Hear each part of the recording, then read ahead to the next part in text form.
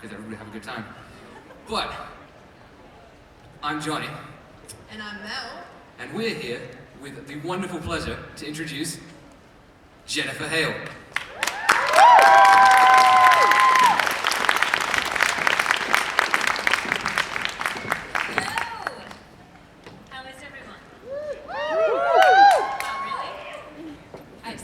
How is everyone? Much better response.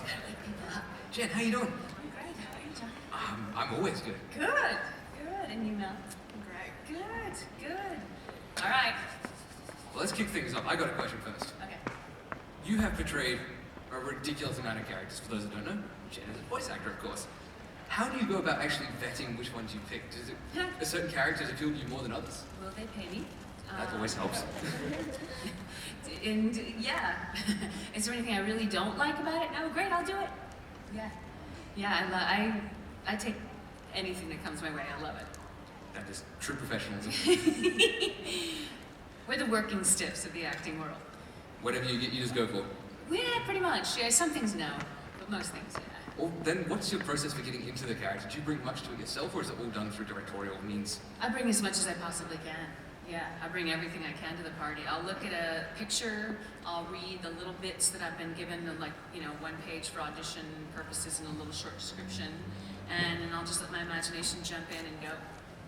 So you basically straight up method acting almost. You know, you just make it happen from whatever sources you can. I do a whole combination of things, yeah. It's magic. And you've gone through many different mediums. You're not just restricted to what I know most video games, you've been everywhere. Yeah, I started, the majority of my work for a long time was cartoons. And then I popped over to video games because I would say yes when everyone else wouldn't. And I was like, sure, I'll do it. Plus, I love the medium. The potential of it was amazing. And the stories were really fun. And I love that action thing. Yeah, and then all kinds of stuff, narration, everything. How does it feel to be this generation's Luke Skywalker? That would be incredible. Kudos to Mark. Kudos to Mark.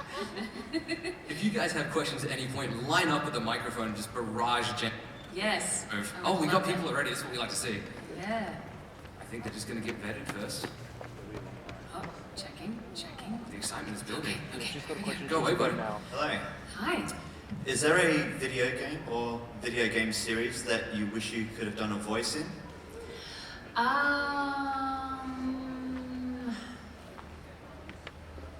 No, I'm quite happy with what I've done, actually. I'm still doing so much that I'm quite happy. Yeah. Yeah, it's something where I could sing and ride a horse and do mocap. I don't think they have any horses on mocap stages, though. Thank you. Thank you. Hi. I love that outfit. I was wondering how it feels to play as 2 characters in one show. It's really fun. Are you thinking about Totally Spies? Or, yeah? Powerpuff Girls. Powerpuff Girls. Oh, it's a blast. It's an absolute blast. I love it, especially when I have scenes where I get to argue with myself. That's really fun. Yeah. Thank you. Thank you. They're so cute. Hiya. Hiya. Just quickly, anybody who hasn't played Mass Effect 1 and wants to, probably tune out now. Bit of a spoiler coming. Spoiler alert, Mass Effect. Spoiler alert, Mass Effect. Only for Mass Effect 1 though, so, you know, if you've played it, you're good. What is your opinion on my beginning to romance Caden every time I've played and then killing him off in Vermeer every time I've played? Life is about change. Thank you.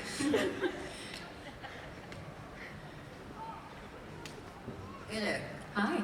I'm going to ask a question here that I've asked Bill Farmer at Oz Comic Con earlier this year.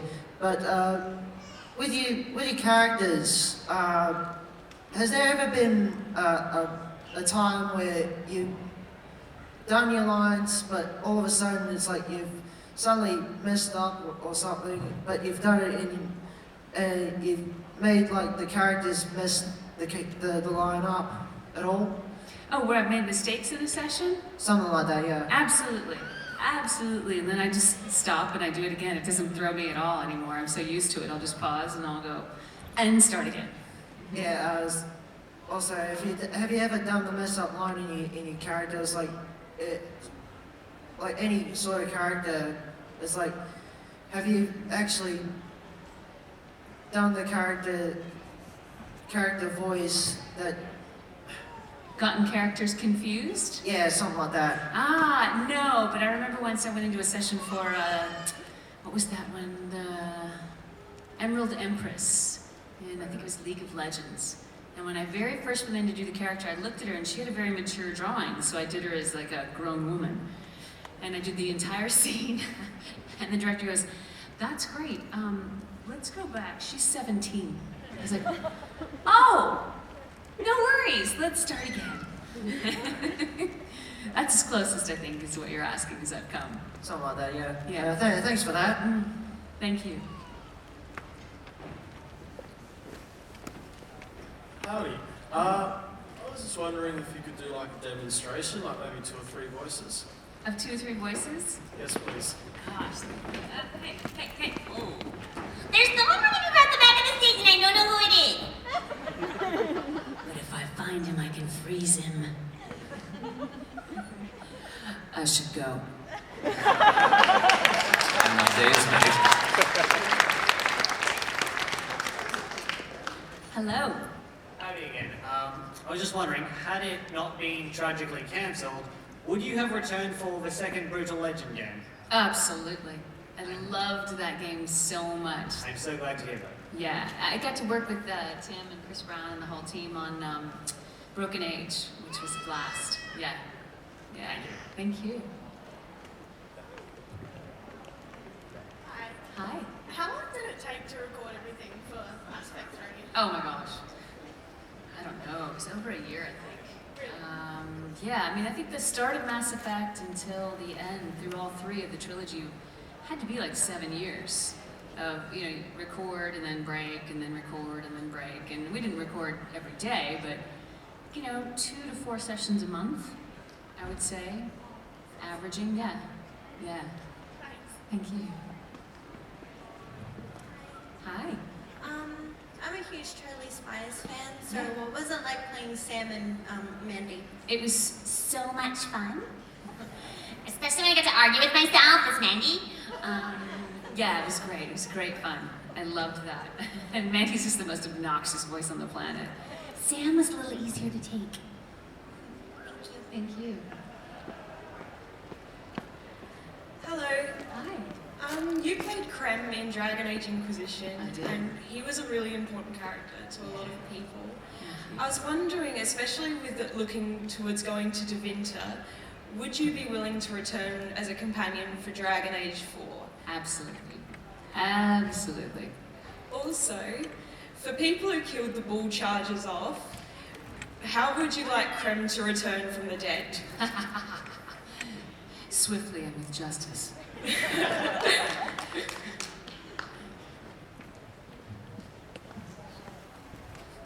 Hello. Hi.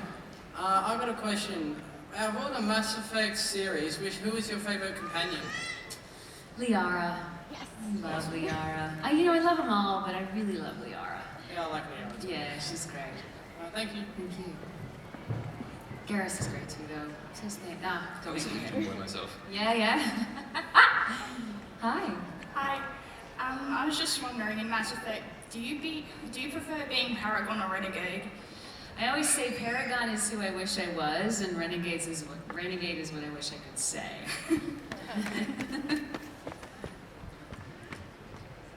Hello. Hi. It has been one of my dreams to do the Shepherd Dance with either Mark Me or you.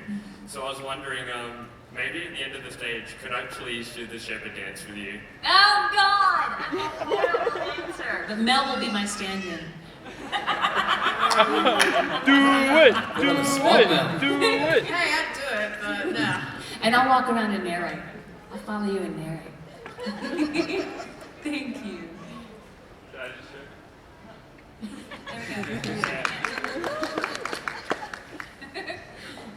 Hi. Hi. I have a request. Yeah. Would you please sing for us? Sing? Yes, we found some rare footage of you on the internet singing, and you have a beautiful voice. Oh, God. All right. Your choice of song. Let's see. I'm about to lose my mind. You've been gone for so long, I'm running out of time. I need a doctor, call me a doctor. I need a doctor to bring me back to life.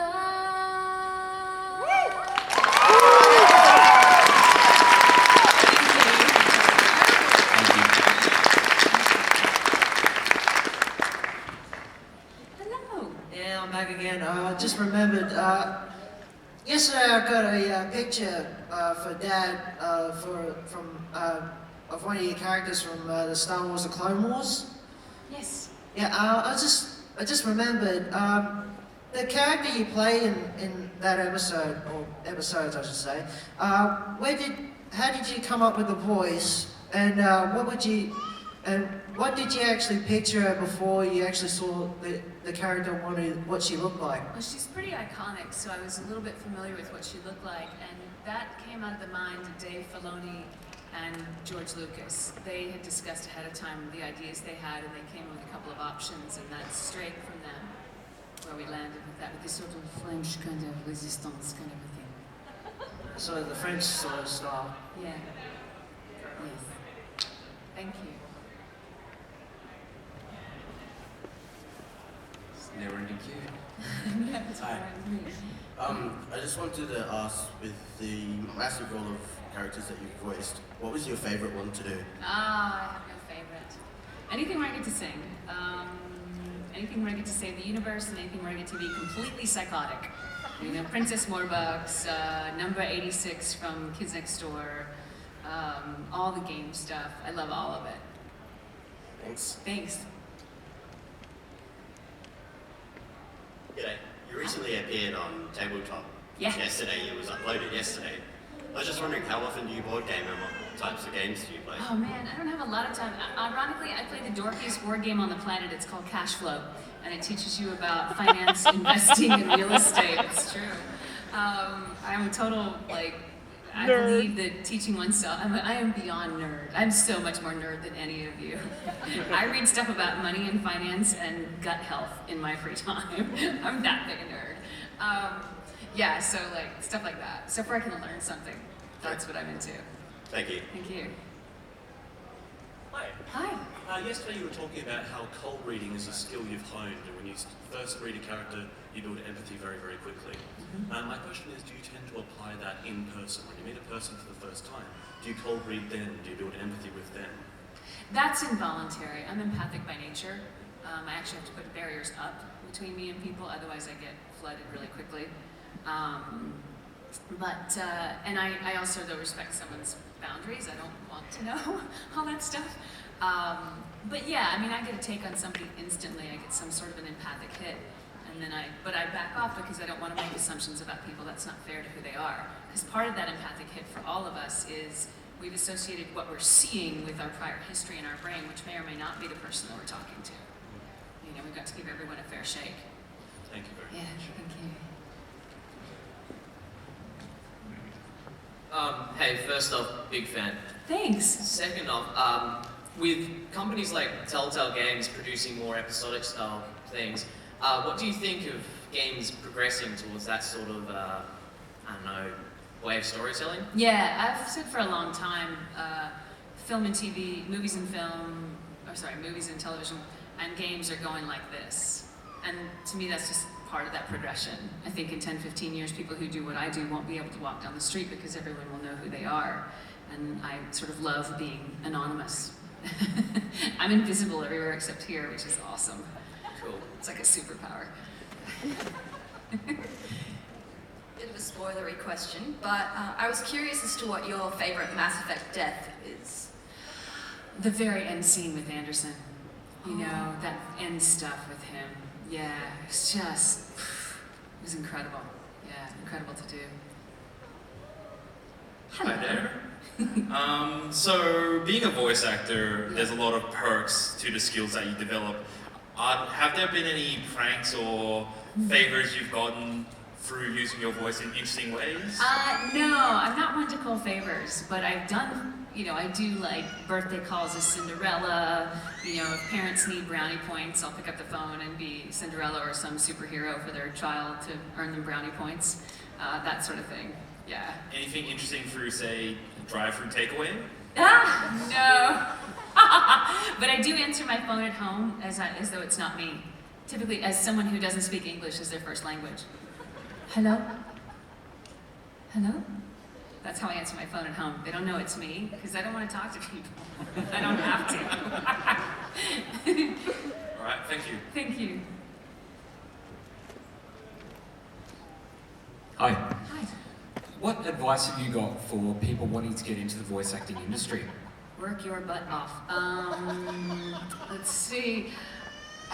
Treat it like a business, because it is a business. If you want to get paid for anything, something you used to do for fun, you need to put on your business hat and work it like a business. Become two people. You will be the creative you, and you will be the business you. And this one needs to go out and get this one jobs. And this one needs to know when to put the thick skin on and take nothing personally. Take singing lessons simply for the endurance of your voice, so that you have a machine that's powerful and strong. And you may not be a good singer at all, but you need to have a strong mechanism so you don't lose your voice. Read out loud, at least a couple pages a day. Something you've never seen before or you've only looked at once. Read it out loud. Study with people you respect. Listen to the demo tapes and the work of people who you want to be like. People who you're going to go out there and be in the trenches with. You need to be as good as them. So, copy with love. Yeah. And there is no such thing as competition, by the way. The 21st century belongs to cooperation. Anyone who's stuck in competition is going to get left in the dirt. Agreed. Thank you. We only have time for a couple more questions. Hello again. Hi. Do you have good balance? I think so. Would you be willing to sit on your chair like Creme? Remind me. Okay, you do it first and then I'll do it. I'll do it right now if you want. Do it. I'm wearing a skirt. Let me see if I can pull it off. See what you got in mind. There's a chair here. Okay. Oh yeah, that's easy. Now I'm gonna have to use my shirt because I'm wearing a skirt. I don't flash anybody, so there we go. I just made pants. Alright, yeah, in a skirt. For this I get applause. Thank you. Thank you. Hi. So I've just been curious, throughout the Mass Effect series, there's a particular reporter that likes to harass the commander. Was it as satisfying for you to record that scene as it was for me to repeatedly punch her? It was so satisfying. Yes, it was. Yes, it was. G'day. I was just wondering, leading into the third Mass Effect game, obviously there was a huge support and a bit of a rally behind Femshep to get her on the cover of the games. How did you feel having that support for the character that you were voicing leading into the third game? It was phenomenal. That accomplishment of having Femshep on the box belongs to you guys. Because that's a ceiling that we all broke through together. And that never would have happened without the fans. And it was amazing. That's such a privilege to be a part of history that way. And as a bit of a follow-up question, where do you kind of see, I guess, impressions on the gaming industry and stuff as a result of that? I think it made female characters more viable, as I think that you guys have always known that female characters are quite viable. It's getting the large companies to see it and get it. And once they have begun to see this now, I'm seeing more and more of that kind of archetype out there. And more, actually, a whole open gender conversation. Like, it doesn't have to be a man or a woman that's in the lead, it's just a person. And you can identify however you identify, which has opened up a whole bunch of other conversations and really sort of busted through some barriers that I think it's about time we busted through. Awesome, thank you. Thank you. If I may wrap up with a question of my own. Yes. on the topic of ceilings, you've busted through the glass ceiling of female voice acting with your Guinnesses and voice acting in general. What does the future hold for you, Miss Hale? World domination. You think I'm kidding. Thanks so much, you guys. This has been amazing. It's Jennifer Hale. Have a beautiful day. I'll be signing. Come see me. I always ask this question to every voice actor who comes to Adelaide. What was the worst injury you ever had? Do you have an injury story you'd be willing to tell? Oh my God. Whether it be gross or not? I'm a collection of injury stories. Yes, please I tell finally me. found out I've hit my limit in concussions. I didn't know there was a limit in concussions. Let's see. There was the time I broke up with mountain biking because I supermaned off my bike and split my head open. The best one though, it's just too gross to tell in public though. It involves motion sickness in a very small plane about 200 feet in the air. And it was 27 below on the ground. So I cannot believe I'm telling this story. And the last bit of it was quite bumpy. And I had 2 pairs of mittens on and a ski mask and there's no way. And the plane was this wide, myself and my father who was flying the plane. It was quite bumpy and I could feel it. Because that's my Achilles heel, I get motion sick. I could feel it, and I was like, oh no. There was no way to open a door, nowhere to turn, and sure enough, whoosh, the wall of ill came, and I swallowed it. I wish you didn't tell that one now. Twice. You asked. Yes. We all know that your history of voice acting is really long, but I wanted to know if there's anything that really sort of stood out as an experience that just sits with you or stays with you and you think about it, or something just, that stood out, I guess. Oh, what stood out in my career? I mean, the fact that I have a career is amazing. Super grateful for that. I love so many things. I loved the crazy stuff I got to do on Powerpuff Girls. I absolutely loved that I got to play Commander Shepard, and a lot of the work I've been able to do with BioWare, like Creme and other things like that. And I love anything where I get to work with my friends or be silly, like Yuri Lowenthal and Tara Platt have this wonderful web series called Shelf Life.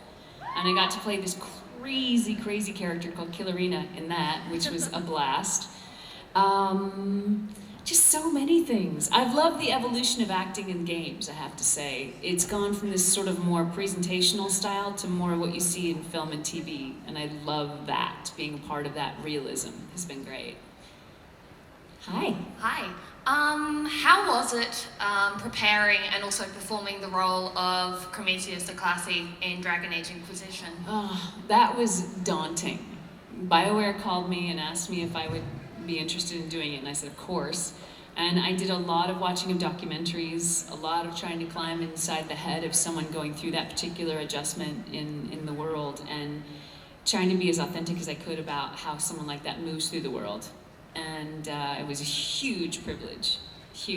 And I was really nervous about how I was going to find the voice, but I happened to wake up that day with a little bit of congestion and a little bit of hoarseness, and I was like, thank you.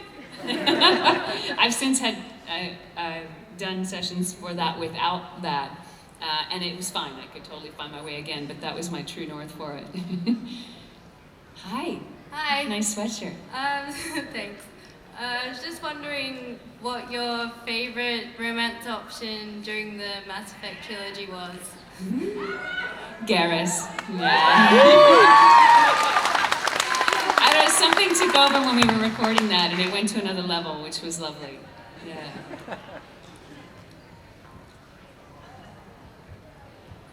Hello. Hello. Since you've been going through every convention before coming here to Avcon, what is the funniest thing that you have ever encountered yourself or got yourself involved to? In conventions? Yeah. Oh, you know, I haven't done that many. I've done, I think, maybe less than 10. The funniest thing? I don't know. It's usually flying and trying to get there.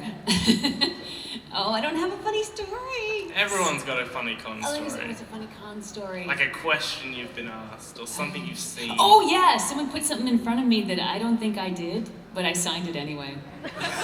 Sure. Sorry. Thank you. Okay, next. Hi. Hey there, you were obviously Sam in Totally Spies.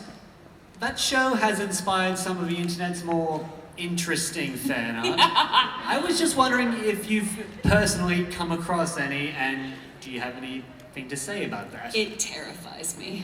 Understandable. Sam and Mandy, actually. Yeah. I had to argue with myself in that show. Hello. Hello. I'm sure a lot of us also remember you as Dr. Naomi Hunter in the Metal Gear Solid series. And I just wanted to ask, you had the first version of the voice in the first game where it had the sort of English accent to it. And then in the versions that came after it, of course, there was a different delivery. How did it feel to sort of do two different deliveries for the same character? At first it was a little disconcerting, but I just always surrender to what the creator says. You know, I do what the company says, what they ask for, and that's all I focus on. So I get terribly confused if I do anything else. Thank you. Hi. I just, as much as it seems the Mass Effect series has done a great job with female Shepard, it still seems that male Shepard is seen as the default, especially in regard to things like spin-off media. So would you like to see more spin-off media with a female version of Shepard? Yes, I would. Somebody make that happen.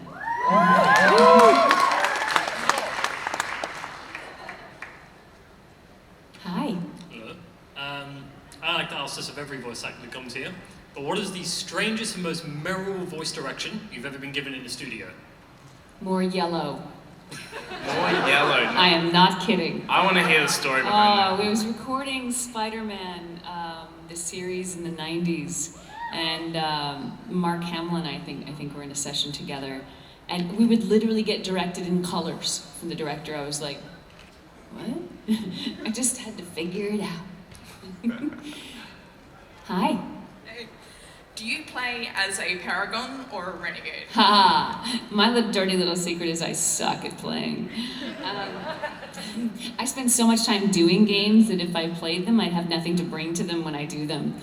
But if I played, I'd totally play renegade.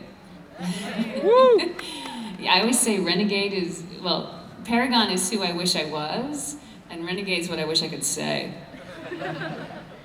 Hi. Hi there. I was wondering if you had any stories about a really memorable or meaningful interaction with a fan, whether it was in person at a con or something that you received or a story. Yeah, I have a few of those, and so many of them actually center around Mass Effect. I've had several people come up and say that Mass Effect, in one way or another, they've said saved their life, which is very meaningful. I credit the production team and the writers with that. And I always want to know what you guys are up to in your own life. You know, what were you inspired to go on and do, or how are you going to go on and make things better out there? That's what I want to know. Hi. Again, considering how many roles you've had, I'm wondering, do you have any say in whatever roles you take, or do you just get handed them by an agent? And what's your selection process when it comes to roles? My selection process? Oh, great, I'm working? Awesome. No, I am to the point now where I do get offered things, and I generally, if someone thinks enough of me, and typically I have such respect for everyone in the business, I'll say yes, unless the material is just way not me, or I feel like there really is someone out there who could do a better job. Like, I mean, we all have different strengths. You know, Gray Delisle is powerful this way, Kari Walgren's powerful this way, I'm powerful this way. We all share some of that, and they're all amazing. So, yeah. Hi. Hello. I was wondering if you have any tips for really getting into character and creating a voice. Yeah, it doesn't come from the voice. It comes from the human being. Our voices, yours included, are all expressions of how we feel like we have permission to move through the world, where we are and aren't willing to take risks, what we're hiding from, what we want people to think of us. It's really just one giant manifestation of that. And so for me, it goes back to character. It's all about that person, who they are, where do they belong in the world, what do they wish they were, how do they get there? Those are all the questions that come up. And then, of course, if I'm playing Spore Mold, that has a very particular sound.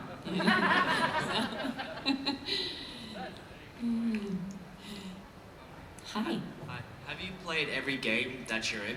Or... I'm horrible at playing games, but I've watched several of them be played.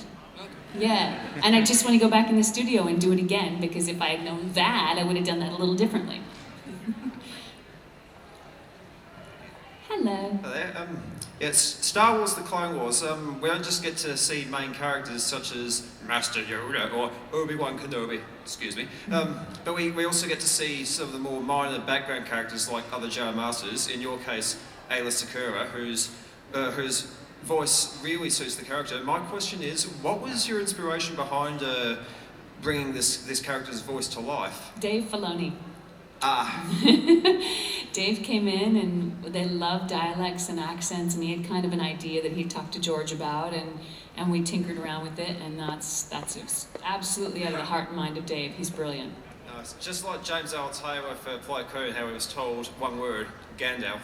Yes.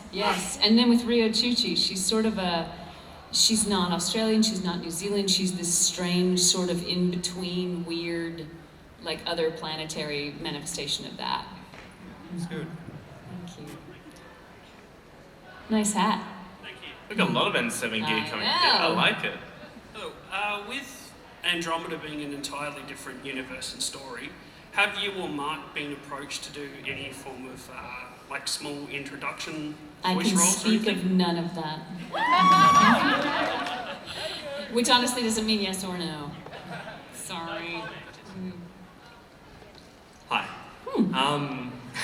Remarkably coherent through that thing. I am. Okay. What was my question again? I don't know.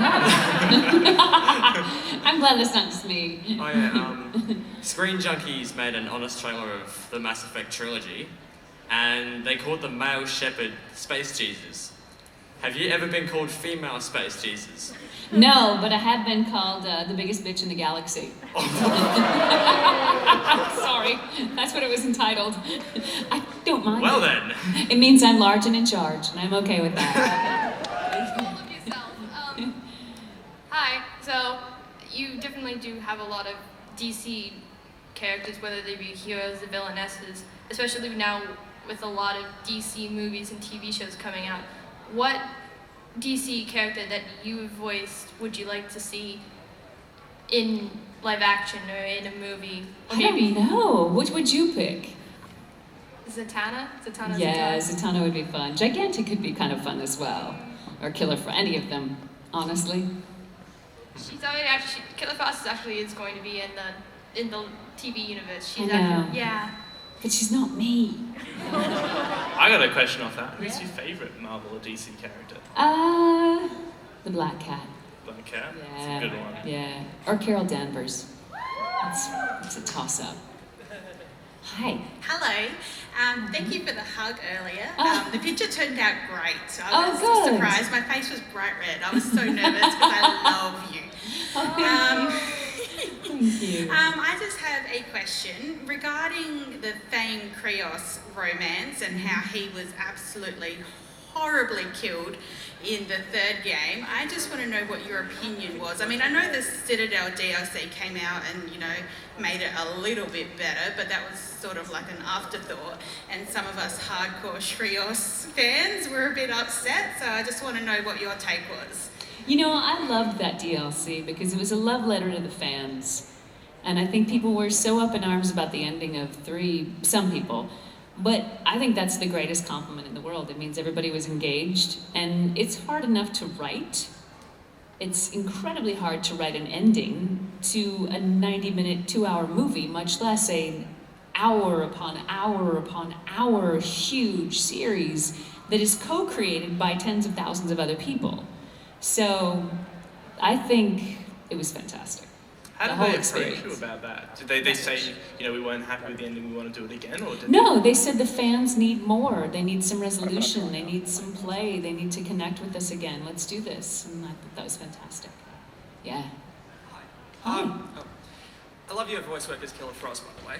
Thank you. But do you have a favourite line from TV or games or anything in particular? I've had enough of your disingenuous assertions. That or, Daddy, I want to be a Powerpuff Girl, but they wouldn't let me!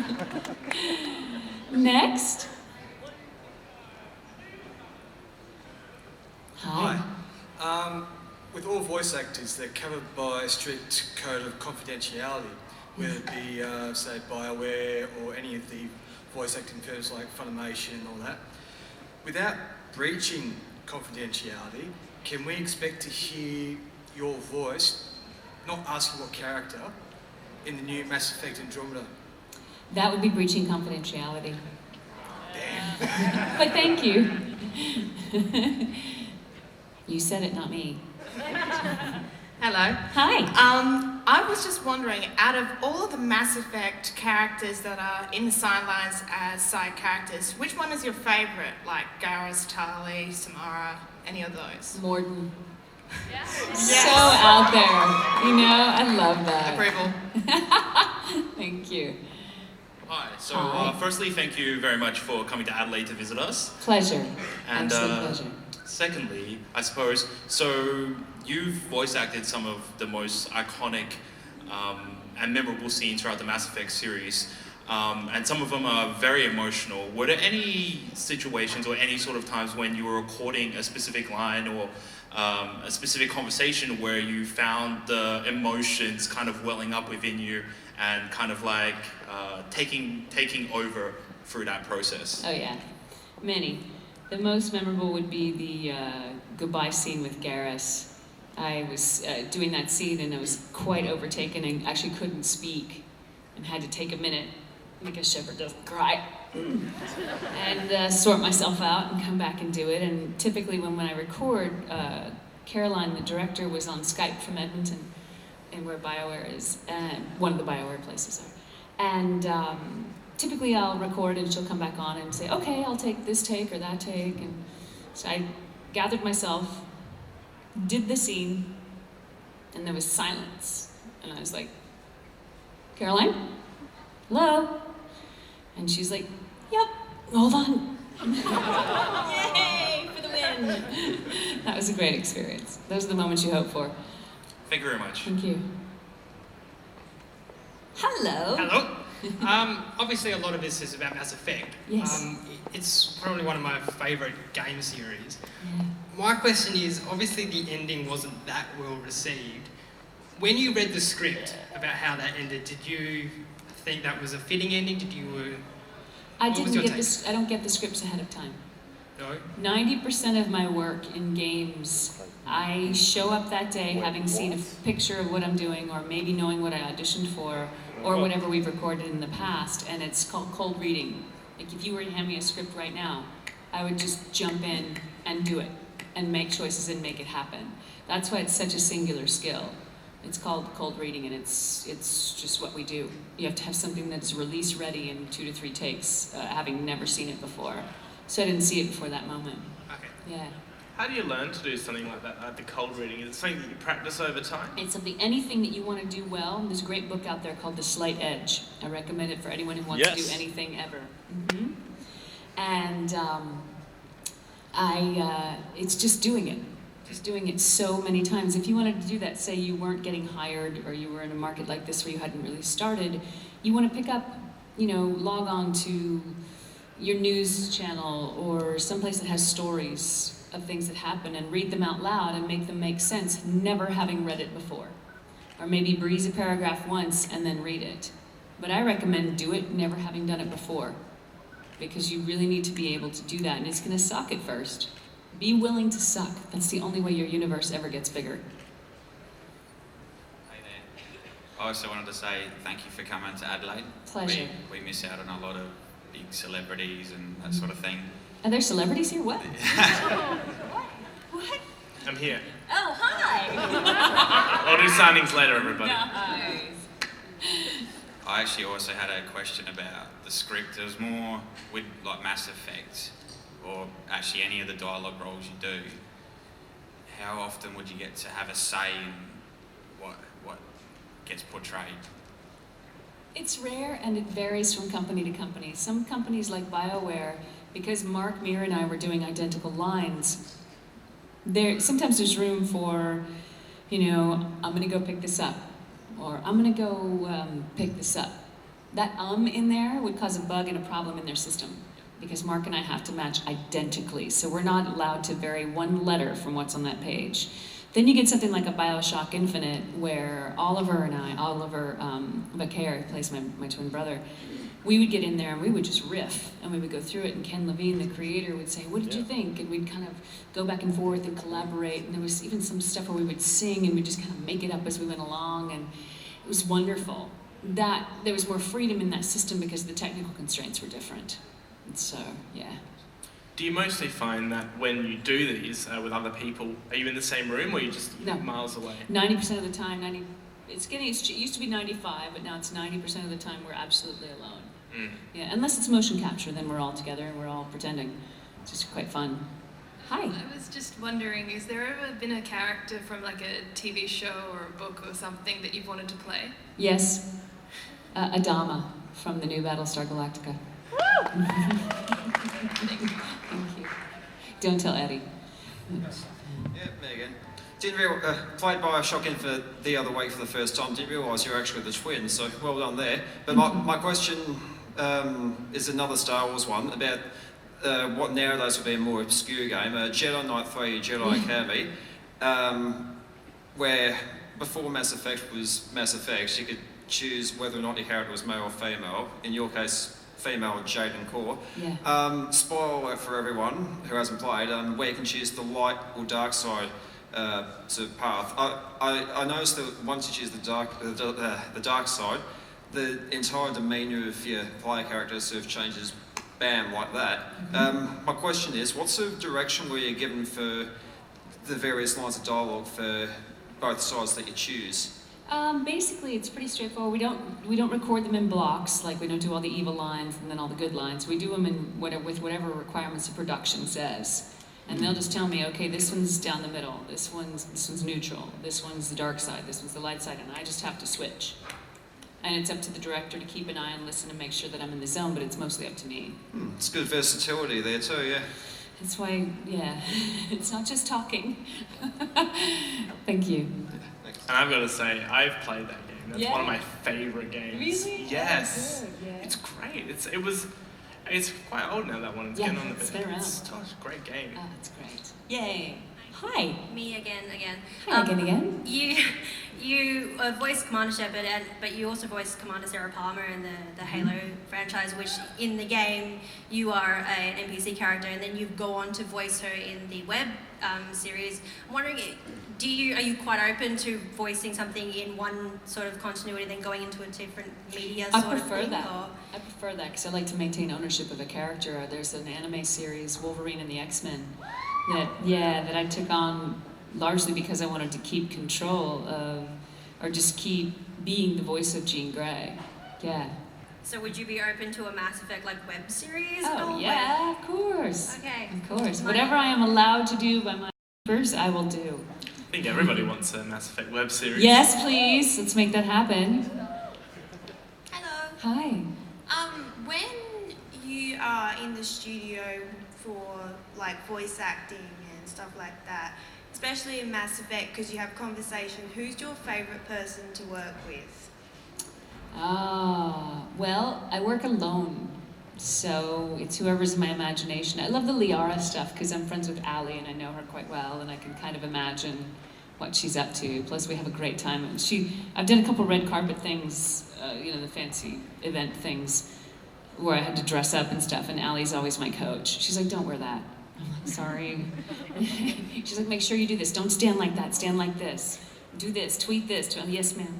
She's very good that way. Thank you. Thank you. You could just stay there and move it up and down. Hi. Hello. I was just wondering, what is your favourite insult from any game you've ever been in? I can't say it out loud, but it's from Bulletstorm. That says it all. Thank you. Thank you. Yes. G'day there. Hi. I was just wondering, you mentioned earlier that you do cold reads when you're in the booth. Yes. And I was just wondering, you also mentioned that you got quite emotional during a couple of the scenes, making it sound like you're a bit of a method actor. I don't know. People don't have to call me Commander Shepard when I'm getting my tea. I don't don't know what school. I've been studying this stuff my entire life, probably longer than many of you have been alive. I've sort of created this amalgam of styles. I appreciate the merits of method acting. I like the Sanford Meisner stuff. I think it's about becoming so facile with one's own emotional life and so connected to the common humanity. When I see a situation or someone I disagree with or someone that makes me uncomfortable, I understand them first because that's just part of who I am, part of what I've trained myself for, and that's how I approach a role.